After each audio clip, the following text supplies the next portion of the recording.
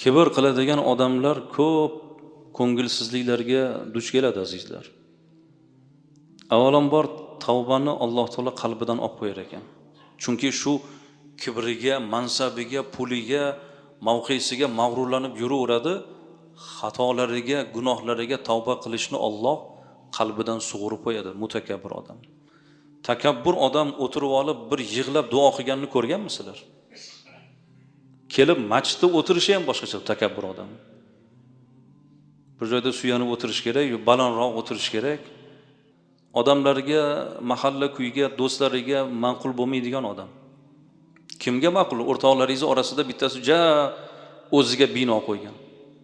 Yoqadimi sizga shunaqa yigit? Shunaqa o'rtoq yoqadimi? Qarindoshlaringiz ichida bittasi bino qo'ygan, hech kimni mensimaydi. Bir telefon qilib qarindoshlardan hol ahvol